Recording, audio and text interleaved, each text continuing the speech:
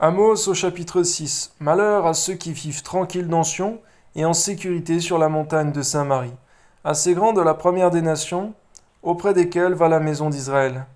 Passez à Calné et voyez. Allez de là jusqu'à Hamath-la-Grande et descendez à Gath chez les Philistins.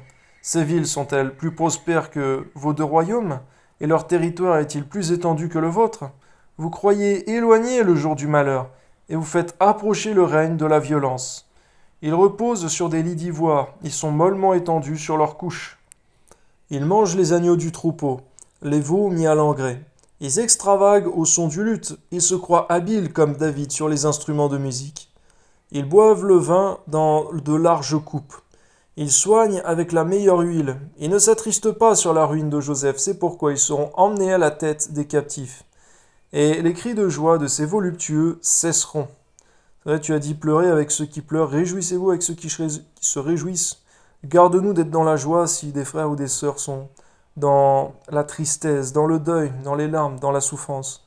Mais donne-nous de partager les mêmes sentiments les uns avec les autres, comme étant un seul corps. Amen. Le Seigneur l'Éternel l'a juré par lui-même. L'Éternel, le Dieu des armées, dit: J'ai en horreur l'orgueil de Jacob, je hais ses palais. Je livrerai la ville et tout ce qu'elle renferme. Et s'il reste 10 hommes dans une maison, ils mourront.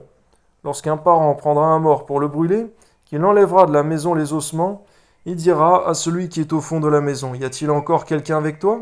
Et cet homme répondra: Personne. Et l'autre dira: Silence. Ce n'est pas le moment de prononcer le nom de l'Éternel.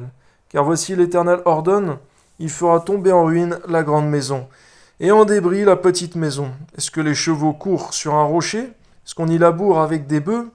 Pour que vous ayez changé la droiture en poison, et le fruit de la justice en absinthe? Vous vous réjouissez de ce qui n'est que néant. Vous dites: n'est-ce pas notre force, que nous avons acquis de la puissance? C'est pourquoi voici je ferai lever contre vous, maison d'Israël, dit l'Éternel, le Dieu des armées, une nation qui vous opprimera depuis l'entrée de Hamath jusqu'au torrent du désert. Amen.